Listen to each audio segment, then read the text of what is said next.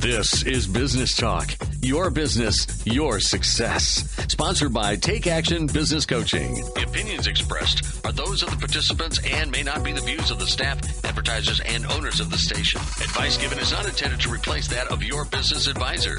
Now, let's get down to talking about your business, your success. This is Business Talk. Well, good afternoon, Michelle. Good afternoon, Pete. How are you doing? I'm doing great. Glorious Saturday afternoon yes, in here. Beautiful Ohio. Yes, it always is. All right. Thanks for tuning in, folks. And if you don't know, we are business coaches. And Michelle, what is a business coach? That's somebody that just screams and yells at you and blows whistles in your ears. Oh, man, that's no, brutal. Just that's kidding. Brutal. No, that's your high school high volleyball school. coach. That's right. That's why I didn't do volleyball. Right. We're mean. Well, football coaches, they're pretty tough sometimes. I'm sure they are. I didn't play football. I'll tell kind of like that, a drill sergeant in the Marines, exactly. kind of thing. I told you to. ... I'm scared. So business coach, I guess if you could sort of think of your, coaches in high school and in college or wherever you encounter coaches along the way, very similar to business coaches, aside from we don't have the whistles and we aren't typically yelling and screaming at you. Yeah, we have never used a whistle. No, Never. That's against our rules in We're our not own doing group. that. Yeah. Absolutely. So we're here to basically help you get to the goals that you have set. Like you might go to a personal trainer and say, hey, personal trainer, I want to be able to lift X number of pounds or I want to lose this much weight, whatever it is. Right. And you set your goals with your personal trainer and they help you to develop the strategies and the plan of how you're going to do that. But they most importantly hold you accountable to getting that done. That's a big part of it is accountability. Absolutely. And accountability. And in a lot of cases, we help people to develop their goals because in many cases, and I'd say over half of the people that we work with, they really don't have definable goals in their business that are communicated to the entire team. They don't have them. Absolutely. So if they do, sometimes they haven't thought about the things they need to do before they can even work on that goal. Sometimes there's some other things that need worked on, to get to that step. And I know. Yeah, and if you think about if you had played sports in college or high school or way back, the coach doesn't run out in the field with you. Right. They can't do that, right? Exactly. But when you get off the field, they tell you what they saw, right? And you were in it, and you know what you thought you did. Yep. Sometimes they correct you and say, well, actually what you did was this. Right. And what we do as coaches to say, well, let me reflect back on what I think I heard, and this is what I see. Right. And in a lot of cases, business owners don't have that kind of help unless they have a coach. Right. Absolutely. They don't have someone that will tell them the unvarnished truth. Exactly, because the employees sometimes are scared of them or don't want to hurt their feelings, depending on how their relationship is. And your employees are your friends in some cases, where you're close to folks. And we try to take our experience with all of our businesses to help any one of our businesses at any time. Right. And in the last 13 years, we've probably seen 95% of the situations that could happen. We've seen at least one or two of them. Right. And some of them, dozens of them, exactly. situations that have happened. Yep. And we can draw on that experience to help you. Right. And especially there's 4 coaches that work together in our firm and growing because we always are growing. But we all have various background of experience within business and within coaching that we help each other. So if I don't specifically haven't seen this situation, I can pretty much guarantee that one of my co-coaches do know. So we're here as a team to work together to help all of our businesses succeed because, again, we are a referral business. Our success breeds our future business. So we obviously want you to succeed. We become part of your team. We become part of your group. And so we're constantly our businesses are growing rapidly. Generally, they're 10, 20%. Most At of least, them are growing 10, 20%. Some of them more than that, which can get to the point of being uncomfortable, right? Yep. But it's exciting. It's good stuff. Exactly. So we'd like to start out with a little good news. So I got some article here called The Goldilocks Job Market. Oh. So the tepid expansion has fueled solid 2017 rallies in stocks and bonds, but employment measures have firmed, and the labor market liftoff remains elusive. What they're saying, these fancy words, this is Wall Street Journal stuff. See, I fell asleep just listening. It's still growing. It's just not growing as fast. So the economy is still good, and our clients see it. Some of our clients, again, are growing over 25% year over year. But hourly wages have steadily crept up. If you look, we've got a little graph here. We're looking at the chart, and it's steadily going up. And it's not setting any records, which, it's can be better than a boom and bust kind of thing. But it is steadily growing up and going up. And unemployment, again, has ticked down a little bit, 4.5%. It's dropped a little bit. The long-term underemployment, which is an interesting number that the government puts out several different unemployment numbers, and one of them is long-term underemployment. Back in 2010, it was at 45%. And this is, in other words, people are in jobs that they're way overqualified for. So 45% of the workforce is in that kind of a role. Wow. In 2010. Wow. Now it's down to 25%. Oh, that's now, good. That's the good part is, and you can't see this on the air here, but it's steadily going down. Yeah. So people that have sacrificed and gotten into a job just to pay the bills, right, just to have are starting to find employment that matches their training and education and experience, which is really good. Yeah.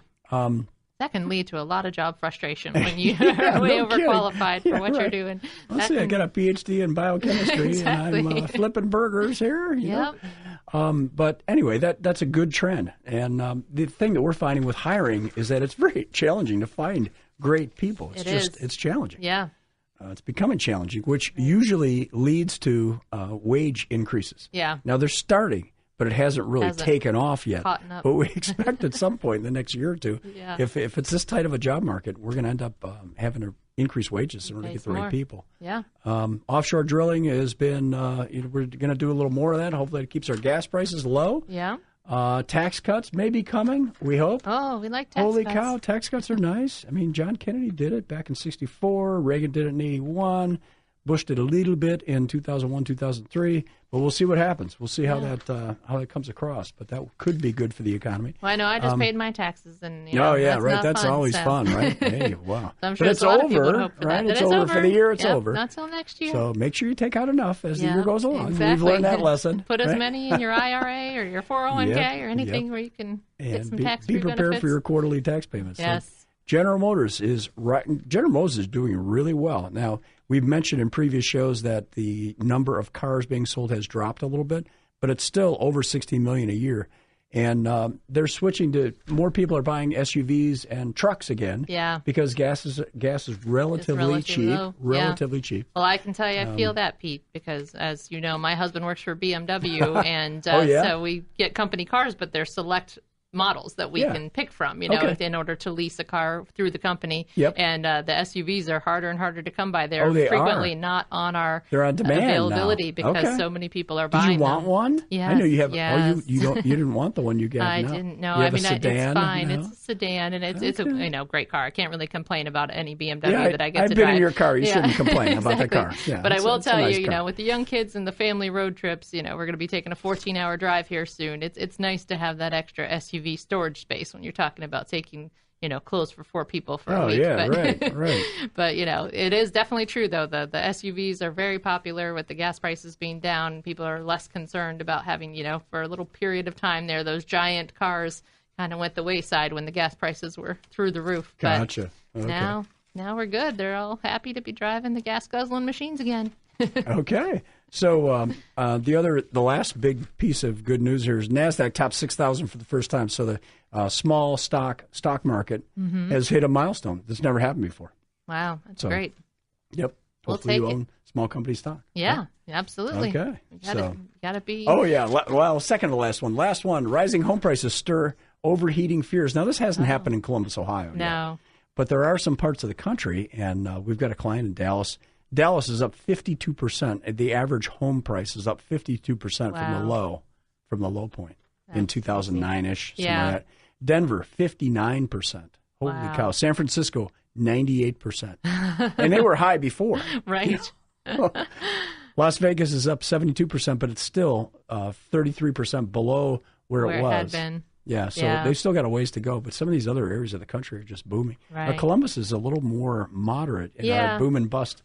We don't see that. We don't see that drastic change. Yeah, my brother actually was lucky and made out when he sold his house in Vegas was before everything went down. Oh, really? He is very lucky. So he was on the very high, but then because unfortunately, think about it, 9 years ago, and it's still a third below where it was. Yeah. Well, unfortunately, he moved to Tucson, Arizona, which hit the same problem. So he bought when it was high, and then it crashed down. So he still is having to rent that house out in Tucson. Because he cannot sell it yet because it's just not anywhere near what he bought it for. So So it definitely hits areas, but luckily we've been very fortunate here in Columbus, Ohio, to keep things a little more steady. Absolutely. Speaking of finances. Well, what we're going to talk about today is we saw a great speaker a while back named Keith Cunningham. And if any of you have ever, we plug a lot of books here. Robert Kiyosaki wrote a book called Rich Dad, Poor Dad years ago. Mm-hmm. Great book. I actually had my kids read it when they were teenagers, just to prepare their mind a little bit. And what he talks about is the gentleman that wrote the book had his real father was the poor dad, who worked very hard but never saved any money and never became wealthy. Yeah. And he had a neighbor who was a friend of the family that came over and taught him things about business, about investing and things like that. Well, this gentleman, Keith Cunningham, was the rich dad in Robert Kiyosaki's book. Nice. And we've seen him speak a couple of times. Yeah. And he's very funny, and he's very blunt, and he's a big Texan, and we love the things that he comes across. And he's got a new book called The Ultimate Blueprint for an Insanely Successful Business. Could your business use some help? Call 614-306-7922 to schedule your coaching session. 614-306-7922. Now, here's more business talk. Well, good afternoon, Ohio. We're here talking about your business, your success, and Michelle and I are business coaches, and we have a firm here called Take Action Business Coaching. Yep. And there are 4 of us in the firm, Michelle and Angie and Peg and myself. And we work with all different kinds of businesses to help them grow, almost always is grow and profit more.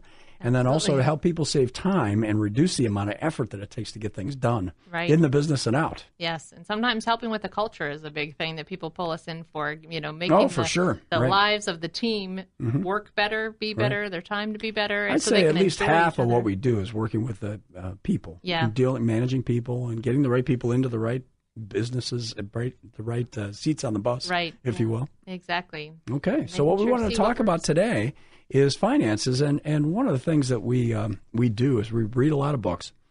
And Keith Cunningham, as I mentioned, is the Rich Dad and Rich Dad, Poor Dad, and he wrote a book called The Ultimate Blueprint for an Insanely Successful Business. Very long title, Keith. You might want to shorten that up a little bit. I have a very short attention span, and like those little, what do you call those little flies? Fruit flies, like that. Yeah. And anyway, what he talks about in here, and he talked to us when we were down in Houston. We were in Houston for a conference in February. Right. And it was really interesting. And he talked about how to change your mindset a little bit on thinking about getting into your business and just going to work every day. Mm-hmm. Is where are you headed? How do you know you're headed in the right direction? How are you looking at the information that your financial system supplies to you? Right. And are you pulling out the right information? And are you projecting what should happen rather than just reacting when it does happen? Exactly. And are you making, smart decisions on what to do about what you see, or why is it happening? You might get great results by looking at your financial information, but do you know why those great results happen? Do you know what to do so you can duplicate that and make it happen again? Or when there is a problem, really getting in deep and researching as to, what might have caused things to shift in a negative way and what can we do? Or a positive way. We want to know why that happened too. Absolutely. We want to see the good and the bad. So if you're home, you can write down is you as part of management, right? Yourself and your team. You and your team, management team, make decisions all day long, right? And that's one of the things that you definitely are doing, I'm sure. You're interacting with customers and clients and suppliers and so on, but you're making decisions all day long. Yep, and if you're not, you're choosing to let somebody else make the decisions for you. Well, and that can be good, as long as they know what they're doing, right? And your accounting system, hopefully, is providing you with information whereby you can detect what the results of those decisions are. Yep. Are they good results or bad results? Mm-hmm. And give you feedback. Right. And really, that's what our accounting system is meant to do, is to give us feedback. And our businesses are generally broken down into a relatively small number of systems. You might have an inventory management system, a customer interface, production, all different types of things. And we want to pull the right numbers out of the right places to determine what we're going to work on next. That's right. So one of the things we want to talk about is just understanding what it is that you're looking for. So think about these. These are some questions you can ask yourself. How can I be more competitive? So what is it that I could do to add value that wouldn't cost me a ton of money or my customers a ton of money that might give me an edge? Right. And how can I rapidly find the leaks that are causing the profits or cash flow costing to be adjusted? Profits, yeah.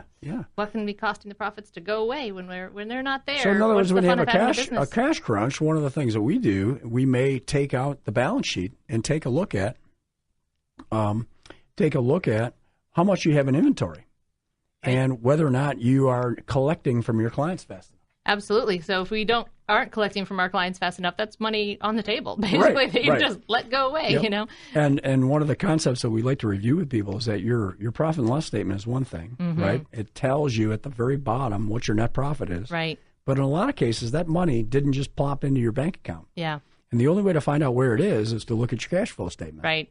And determine that cash flow statement takes that net profit from the bottom of your P&L. Right. And shows you what happened to it in all the various steps.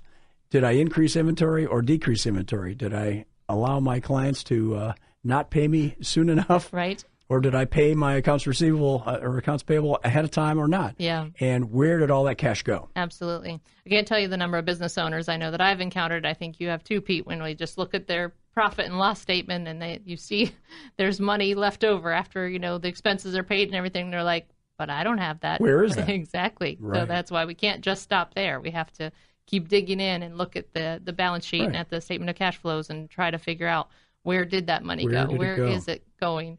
And then one of the things that Keith mentioned to us when we were there is that it's about making fewer mistakes. Yeah. And it sounds funny, but you just don't do stupid things as often as other people. That's how you become successful. Yeah.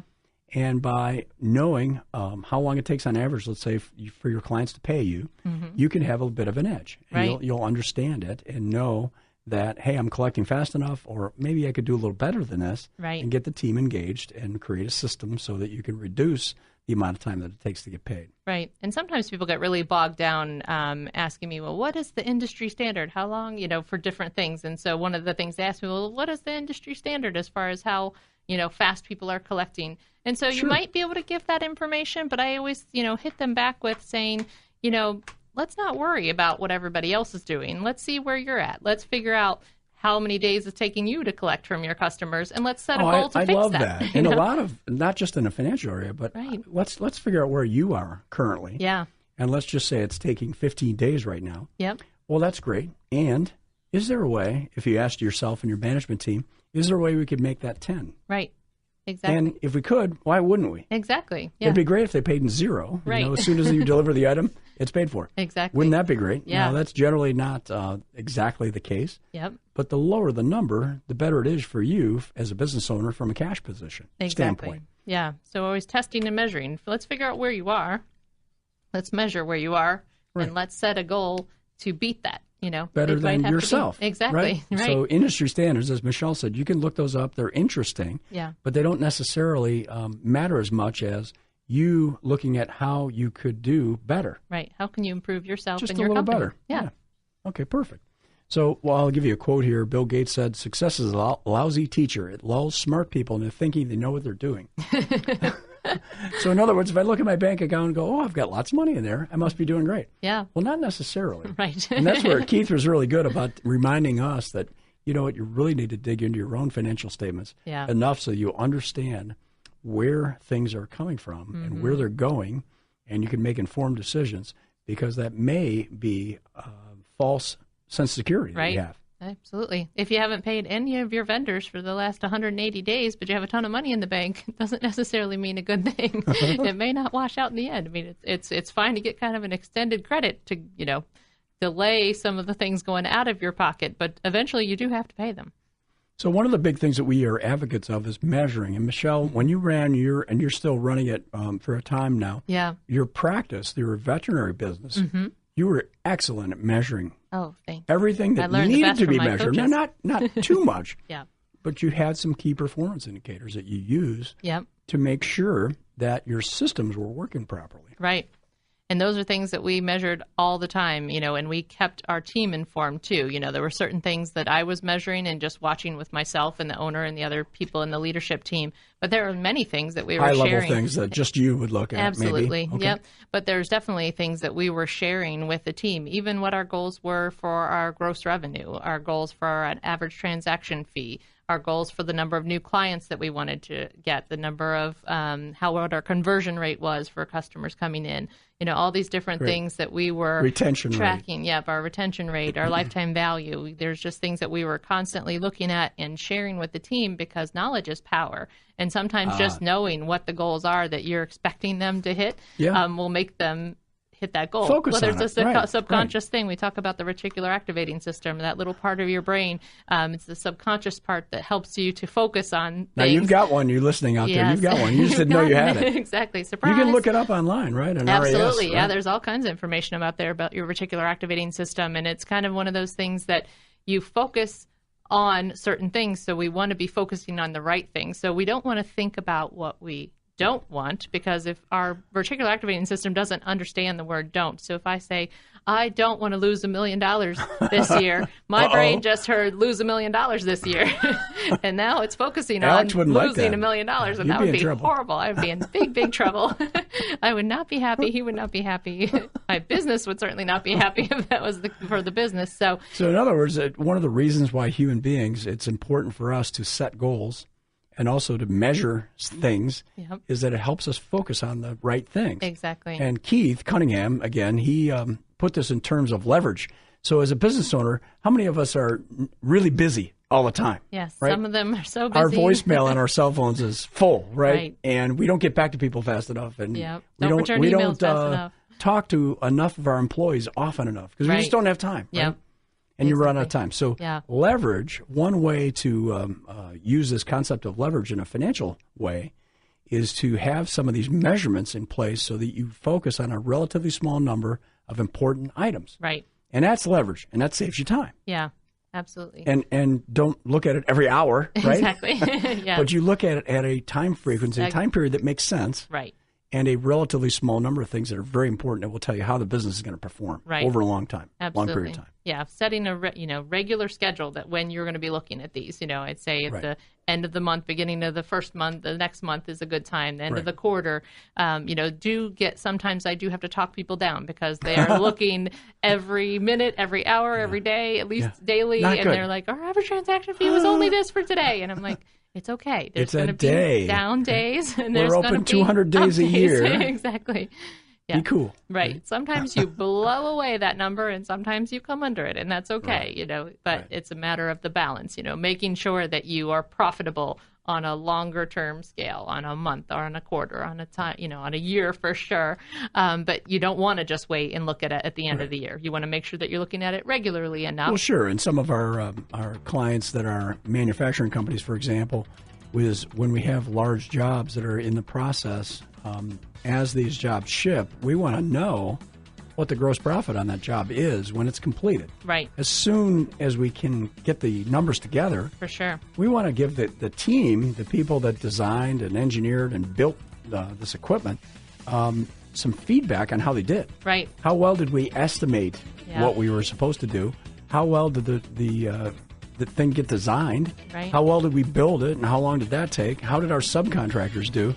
And get feedback so that we don't take on another big job without learning those things. And we want to be able to use those things to refine our processes so we come in closer and closer to what actually happens. Absolutely.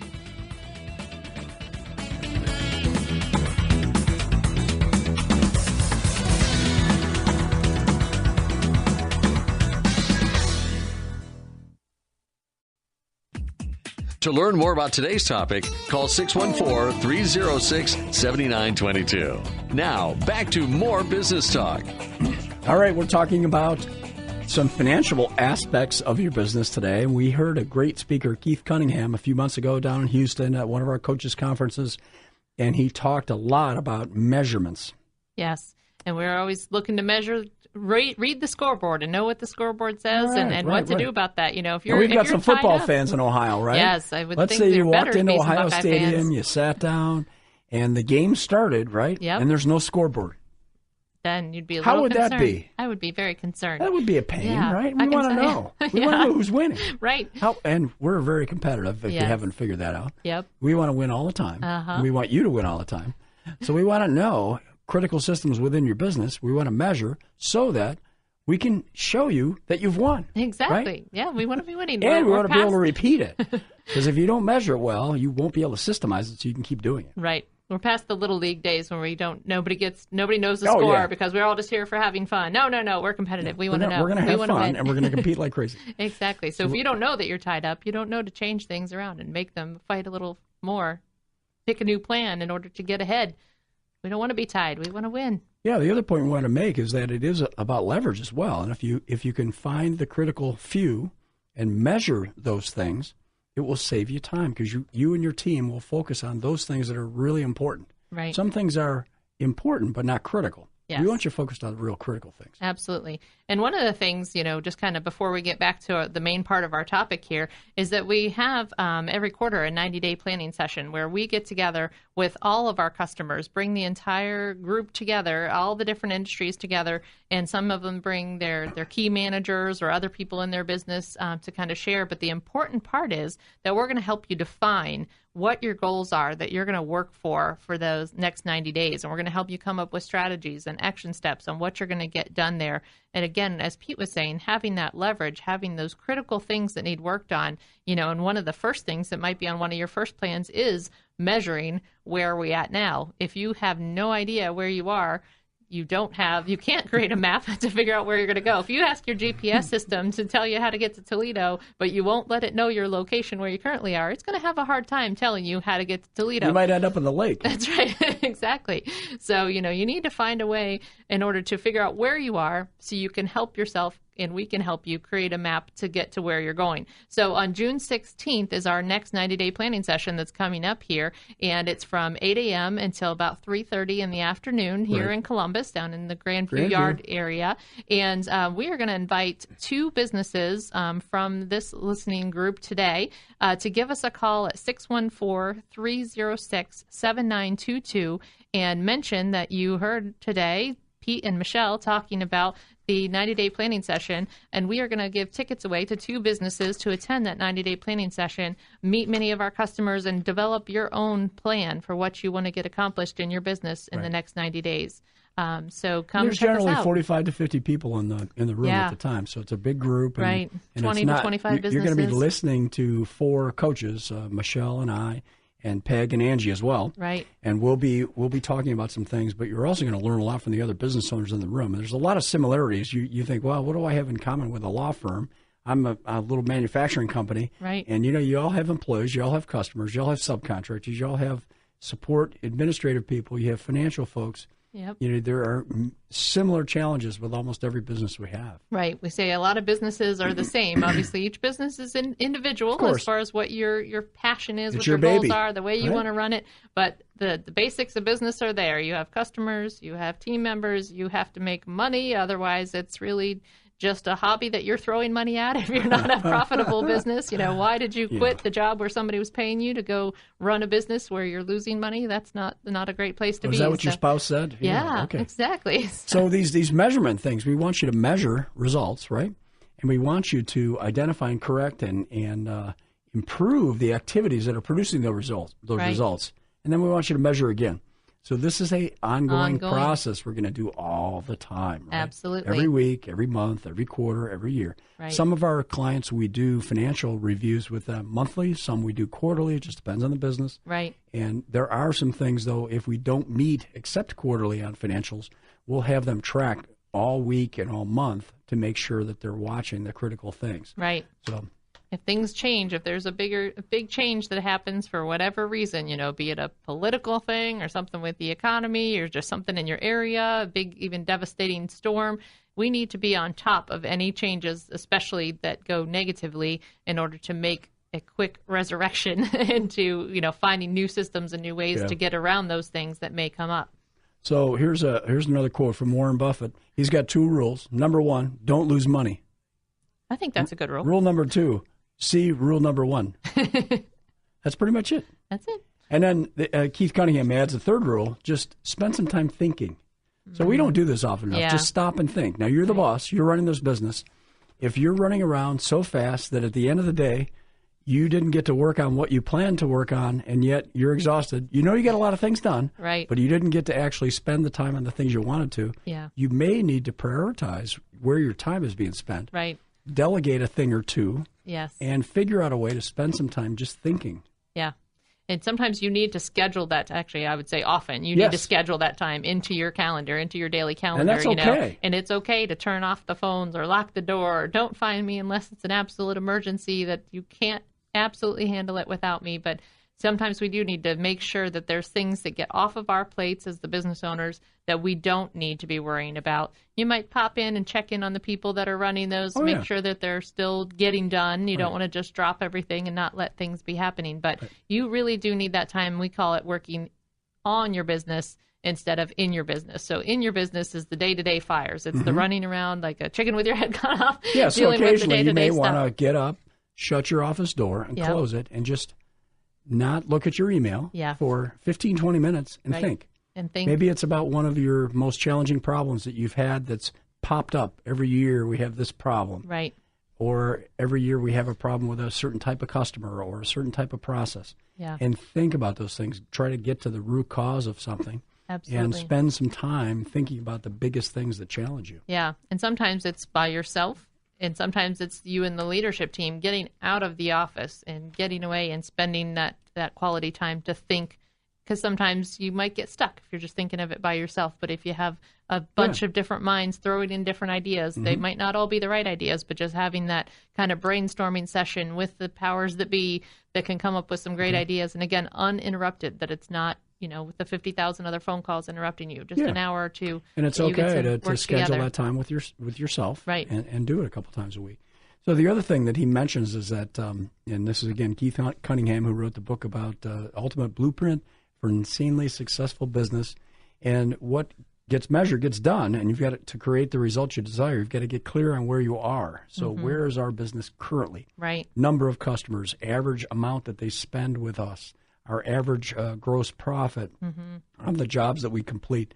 And then you've got to decide where you want to go. As we mentioned with our 90-day planning session, one of the keys to that is all of these customers have a picture of where they're going to be in 1 and 3 years. So they've got a good idea of where that business will be in a longer term. Right. The 90-day planning session isn't about what am I going to do in the next quarter to get closer to my longer-term goal. Right. That's really the objective. Yep, and we need to make sure that it's along the path of the roadmap to get to that longer goal. And we do suggest to people to throw in a personal goal as well. You may have 3 really critical business goals, but also what are you going to do for yourself? Right. Because if you don't take care of yourself, who's going to take care of the business? Exactly. Just on the airplane, we talk about it all the time. But when the oxygen mask drops, you're supposed to put it on yourself before your child or before the other people that you might be traveling with. Or your business partner. Yes, exactly. So you need to take care of yourself. Just kidding. Well, I mean, Pete, I would hope you do it me first, but then I can turn around and help you. No, but just kidding. You do have to take care of yourself. The business owner and the business leadership team, they need to take care of themselves. Otherwise, how are they going to take care of their customers and their team? To make that happen. Excellent. So we want to be able to have you think about your business and the critical systems that you have and what are the measurements that you're currently using to make sure those systems are operating well. Right. And what are they? Yeah. If you're at home, you can write down, well, here's what I think the critical systems are. It's my purchasing department. It's my warehousing operation. Right. It's my delivery when I go and set up our equipment at a customer site and get it up and running. How well I train them. What are those critical aspects that set you apart from other people? Right. And then how do you know that those things are being done well? Right. What are you measuring in those areas, each one of them, to ensure that they're doing well? Yeah, doing what they're supposed to be doing. Because you can set up all the systems and structure in the world, but if it's not being applied, if it's not being followed through with, then it's really not getting you anywhere. So you need to make sure that all of these things, like you said, that are so critical, are so important, are getting handled in the way that you want them to be. So again, 90-day planning session, June 16th. It's Friday. It's 8 a.m. to 3:30. It's all day. There'll be about 50 people in the room, so it'll be a lot of energy in there. However, these are all seasoned business owners that have similar challenges and similar opportunities for you. And some of our clients do business with each other as well. Right, yeah. And we'd love to have you come. If you'd like to, give us a call, 614-306-7922. We'll have a couple of seats for you. We'll have seats for a couple of different businesses, so we'll be able to take at least 4 people into the next session. Yeah, and if you want to learn more about our company, you can look us up at takeactionbusinesscoaching.com. Learn more about myself and Michelle, my partner Pete here. We also have Peg and Angie. You can learn more about us and our businesses that we work with.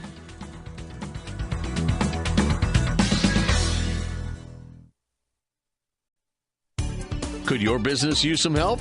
Call 614-306-7922 to schedule your coaching session. 614-306-7922. Now, here's more business talk.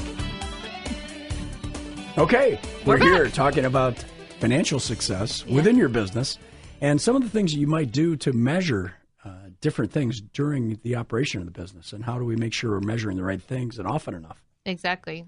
And sometimes when you're looking through your financial papers, we're going to help you uncover some things that maybe you could be working on. But sometimes you find that there's something that might be a problem. So maybe it's that you're spending too much on your cost of goods sold, or maybe it's your, cost went up in a different area, the different supplies that you're buying. Maybe you figure out again that you haven't collected money from your customers that's just sitting there waiting to be given. Hopefully we don't find any embezzling or anything scary going on as far as money just drifting out the door. Right. But when you do find the problems, Keith Cunningham had talked about some different questions that you may want to ask yourself as you're going through your process to help. We figured out that there's a problem. We know there's a problem, so now we need to figure out how to rectify that situation. Okay. Because if we realize there's a problem, just ignoring it and putting our head in the sand is not going to fix our situation, is it? Usually doesn't. Yeah, so we want to get past it. So it's something, again, we had talked about. Unless you dropped your wallet at the beach. Well, if it was during high tide, it could be a problem. Right? So, how do we get past this problem? How do we see that we're going to get past it, not just living with it? So the first question that he talks about is, how did this get to be a problem to begin with? Mm-hmm. So kind of reflecting, looking back, we talked about before about the time when you may, as the business owner, have to lock yourself in a space and really focus on something, or with your leadership team, you might sit down together and focus. So, really delving down and figuring out how this problem came to be. What's the root cause? Right, yeah. Exactly. Okay. Because, again, if we find that path, we can hopefully change it, make a Prevention. new path. Exactly, right. to get around it. So the second question you would kind of want to ask yourself when thinking of this is, what could I do to improve my situation or make things better?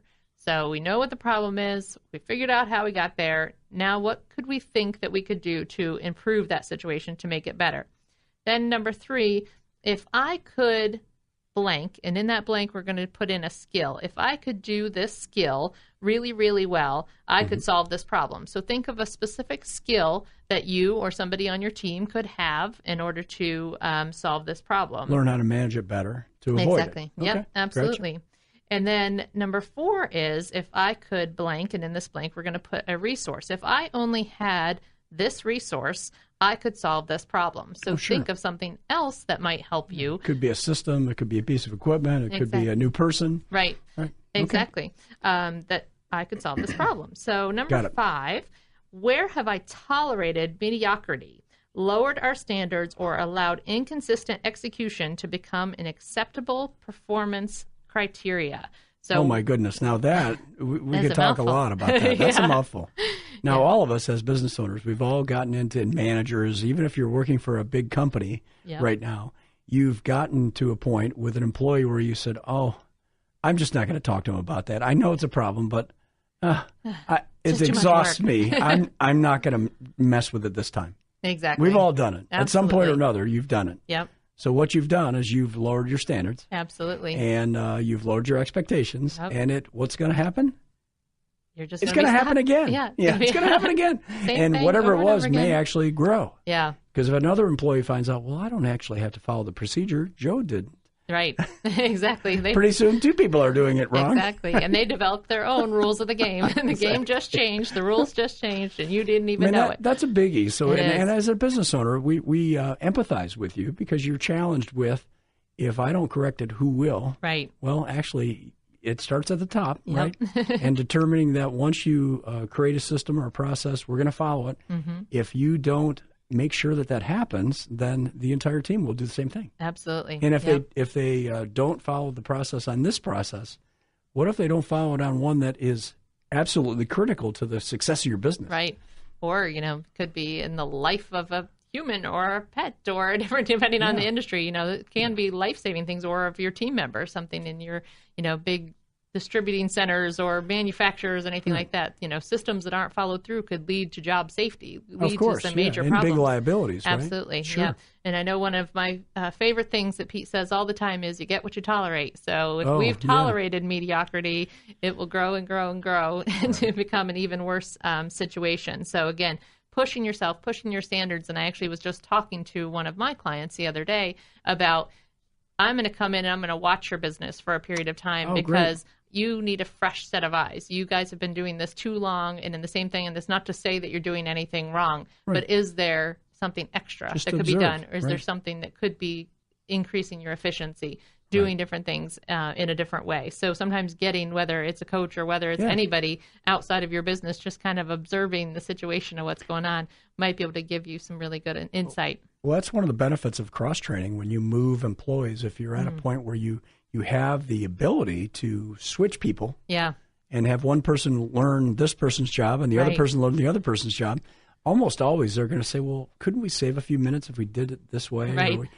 we created a system to automate part of this and then do the rest by ourselves. Those kind of things you learn when somebody new gets into a job and into a new chair. They generally see some things that could be improved. Yeah, absolutely. So, thinking of different ways, thinking even with job shadowing, even if cross-training doesn't necessarily, you're not going to have them do that job, having them just learn what each other is doing can really add some insight. It promotes teamwork, for exactly. sure. Yep. And it might even give you some insight into the job that you are doing normally if you shadowed somebody else's job within your company, because now I understand the problems they're running into. If I did this in my position, it could greatly help them in their position and vice versa, things that they might be able to do in order to help me. I know when I worked for the one advertising agency back early in my career as a traffic manager, I was always waiting on the insertion orders from the media department. So that was the orders that went with the ad in order to get it to where it needed to be, whether it was the radio station or the TV station or to the newspapers, wherever the advertising was going. And every night I was waiting for these at the end of the day. So we had to develop a system so that I was getting these earlier in the day, because if I had all my work done but still had to wait on somebody else to come through with the work, then I had to stay overtime, and spend extra time where it was not necessarily needed. So the last question that he gives us to think about when we're talking about trying to figure out how to solve a problem, how to move back past a problem, is competitively, why do customers buy from us?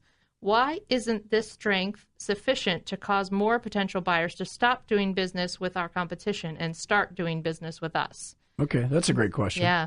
So, really thinking about what is it that sets us apart? What is it that makes us better? And why don't other people know that? Right, exactly. They may not even be aware you exist. Exactly. They may not be aware you exist, and they definitely could not be aware of what it is that does make you unique, just because, there's 15 roofers on your same street that are all, your competitors doing the same thing. What is it that you do differently that sets you apart from them? We have a manufacturing client that has hundreds of past customers. They've been in business for over 30 years.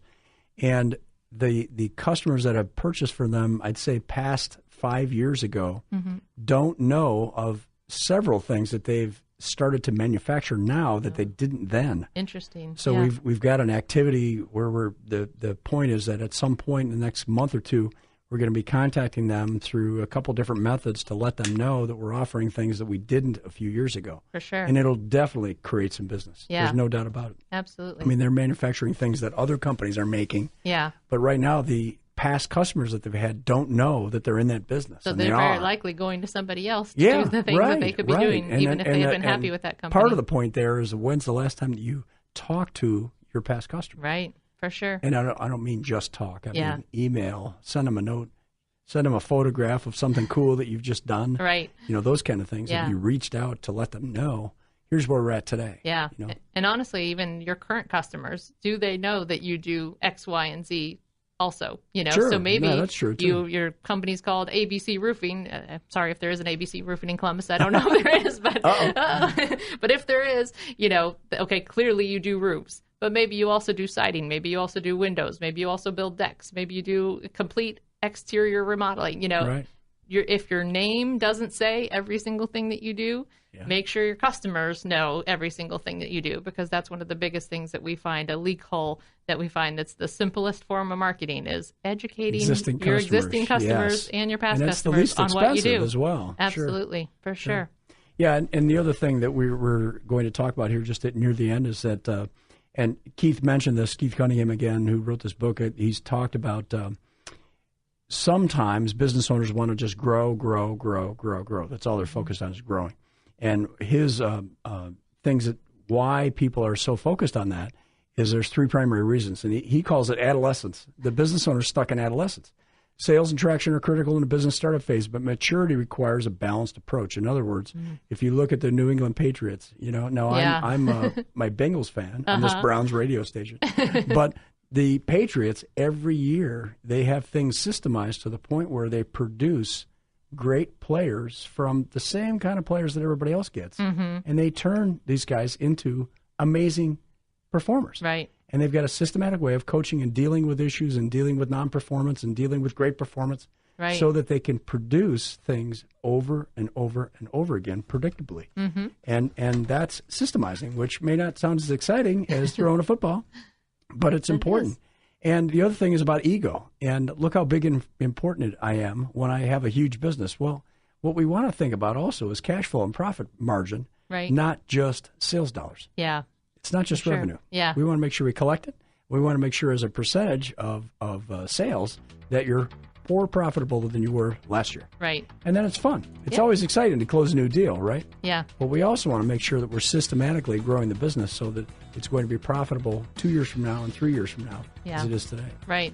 And, bringing up the fun, that's definitely one of the biggest things that we work with our customers, and that's the exciting part, when they can almost choose the jobs that they want to work on, that they're not just stuck with whatever has to come their way, but they're profitable, they're happy, they're growing. So one more quick note here, just to remember that we have our Growth Club coming up on June 16th from 8 a.m. to 3:30. What is Growth Club, do you say? Well, hopefully you've been listening this whole time, so you know. 90-day planning. It's our 90-day planning session where all of our customers come together and spend time to figure out what they want to work on in the next 90 days. Some logical goals that are strategic and get you to where you want to be in your business. We're giving this away to 2 callers today, so give us a call, 614-306-7922. This has been Business Talk, your business, your success. Sponsored by Take Action Business Coaching. The opinions expressed were those of the participants and may not be the views of the staff, advertisers, and owners of the station. Advice given was not intended to replace that of your business advisor. For more information about the topics discussed today, call 614-306-7922. 614-306-7922. Tune in next week at this time for more Business Talk, your business, your success.